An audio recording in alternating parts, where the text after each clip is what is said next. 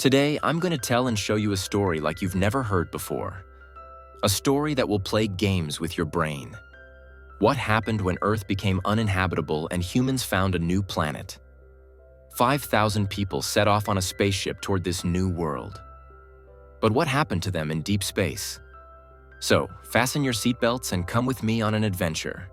Before we dive in, please make sure to subscribe to the channel Film Recap Realm and hit the bell icon so you never miss a story.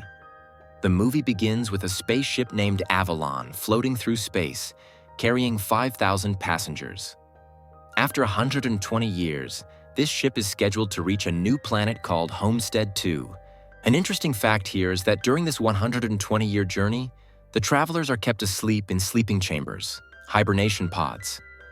These pods are made with high-tech engineering so the passengers don't age, and they are programmed to wake up exactly 4 months before reaching their destination. However, 90 years before reaching Homestead 2, one sleeping chamber suddenly malfunctions, and the person sleeping inside wakes up.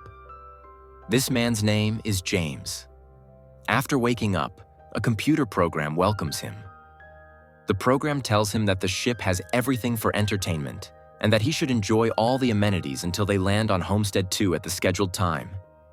James is a bit surprised because he looks around and sees that no one else has woken up. He's all alone. He doesn't yet realize that he has woken up 90 years too early. James wanders around the ship, looking for anyone else who might be awake. While roaming, he discovers a robot bartender named Arthur. Arthur informs him that they will arrive at Homestead 2 in 90 years. That's when James realizes the disaster that has befallen him. He is the only one who has woken up 90 years early. What will he do alone for 90 years? A human being, no matter what they have, cannot live entirely alone. He starts losing his mind, running around frantically. He goes to the pilot's room for help, but sees they are also asleep in their pods. The ship is on autopilot, flown by computer programs, much like modern planes or helicopters. Desperate for help, James tries to send a message to Earth using the ship's technology, saying, "Help me, I've woken up 90 years early." But the computer informs him that the message will take 35 years to reach Earth, and the reply will take another 55 years to get back to the ship. Hearing this, he becomes completely hopeless. Running through the ship, he spots a man standing in the bar, smiling. James rushes to him, saying, "I woke up 90 years early, but I can't see anyone else. Help me." Unfortunately, this is not a human, but a programmed android robot. The robot says, "My name is Arthur." James asks, "Do you know everything about this ship?" Arthur replies, "Yes, I know most things." James then asks if Arthur knows how to fix his sleeping chamber. Arthur tells him, "That is impossible. The sleeping chambers are made with extremely high technology and cannot malfunction." James realizes he won't get any real help from the robot. He tries to figure out how to fix the pod himself. After going through various manuals, he finds a book about the pods. He gathers tools and tries to repair his chamber, but he fails. He then thinks that even if he can't fix it, the pilots surely can. He tries to break into the crew quarters, but despite all his efforts, he cannot open or break the door. He fails again. James returns to the bar and asks Arthur, "What should I do? I tried everything, but I couldn't do anything." Arthur advises him, "Think about what you have right in front of you. There's no point worrying about what you don't have. You are lucky to have what is here. Enjoy it." Motivated by Arthur, James decides to enjoy the luxury and entertainment available on the ship. To kill his loneliness, he plays basketball on a computerized court, dances alone in the ship's disco, and uses all the luxury facilities. But the reality is, even if all the wealth and luxury in the world is placed at your feet, if you are mentally alone, those things become worthless after a while. The same happens to James. He becomes depressed again. Living alone drives him to the brink of insanity. He stops dressing properly, grows a long beard, and eventually decides to commit suicide. He stands at the airlock to jump into space but can't bring himself to do it. He breaks down in tears. James spends his time drinking and wandering aimlessly. A whole year passes like this. Imagine the unbearable pain of a human being living alone for a year on a massive spaceship. One day, while drunk, he trips over a bottle and falls near a sleeping chamber. When he regains his senses, he sees a woman sleeping in the pod next to where he fell. She is stunning. James falls in love with her the moment he sees her. He is mesmerized by her beauty. An idea pops into his head. If I wake this girl up, at least I will have someone to talk to. I will have a human companion. When she was on Earth, this woman was a writer. James goes to Arthur and asks him everything about her. He asks the robot, "What do you think? Would it be right to wake her up?" Here is something to understand. Robots have no feelings. A robot cannot give emotional advice on right or wrong. Arthur simply says, "If you are suffering from loneliness, you surely need a human to talk to. In that case, you could wake her up." James is torn between his mind and his conscience. His mind says he needs to wake her up, but his conscience stops him. He knows that waking her means she will also be stuck on this ship for 90 years and die there. The passengers in the pods are kept young by technology. If someone wakes up, they will age naturally and die long before the ship lands. So, waking her means sentencing her to death on the ship. After much thought, James eventually goes to her pod with tools and sabotages it. As a result, the girl wakes up. James leaves the area before she fully wakes.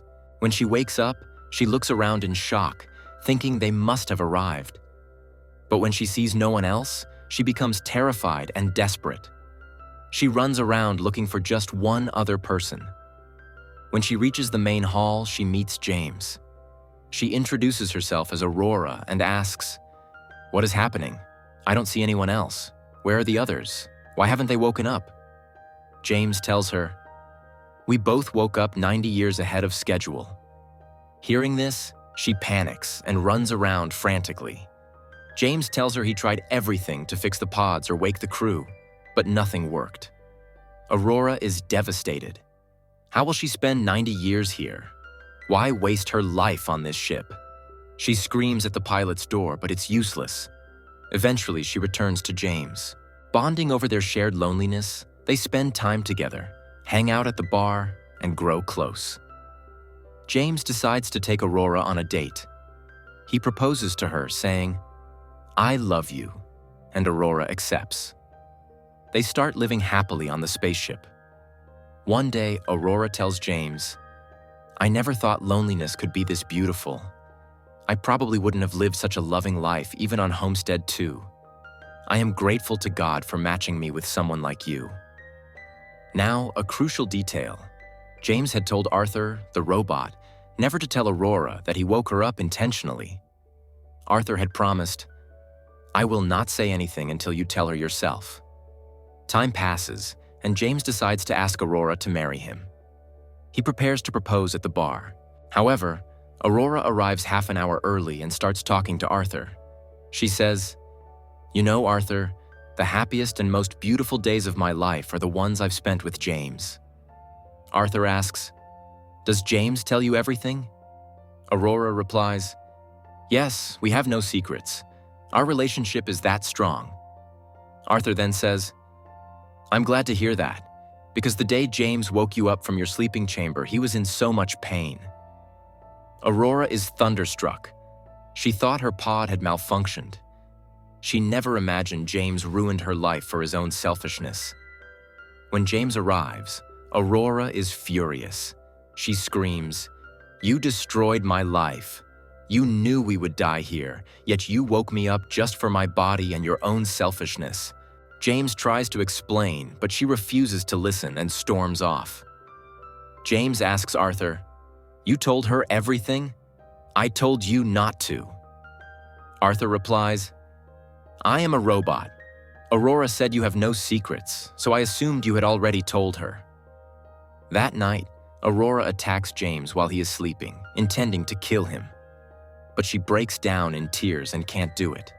She stops speaking to him completely. She desperately tries to break into the crew quarters again, but fails. Her happiness vanishes, replaced by hatred for the man she loved. James tries to explain that a human cannot live alone for so long, and that he did it out of love, but she won't accept it. Suddenly, the spaceship starts having serious problems. Gravity begins to fail intermittently. One night, while James is floating in his room, Aurora is swimming in the pool. When gravity fails, the water rises into a massive bubble, trapping her inside. She almost drowns, struggling to breathe in the water bubble, until gravity is restored and she falls to the floor, gasping for air. Due to the system failures, another pod malfunctions. This time, it's a deck officer named Chief Deckard. He wakes up, disoriented. James and Aurora meet him and explain the situation. Deckard realizes the ship is breaking down and needs to be fixed. However, Deckard starts coughing up blood. The medical computer scans him and finds 212 disorders caused by the pod failure. He's dying. Before he passes, Deckard gives his command key to James and Aurora, saying, "The ship and the lives of 5,000 people are in your hands now. Find out what is wrong." He dies shortly after. The ship begins to fall apart. Gravity fails, robots go haywire, and the reactor is overheating. James and Aurora find the problem. A vent is blocked. James risks his life to go outside the ship in a spacesuit to open the vent manually. He fixes the problem, but his suit loses oxygen supply. He passes out in space, drifting away. Aurora realizes that James didn't just wake her out of loneliness. He truly loved her. She risks her own life, puts on a suit, goes outside, and drags James back in. He is unconscious and not breathing. She uses the ship's medical bay, the auto dock, to resuscitate him. James survives, and they reconcile, falling in love again.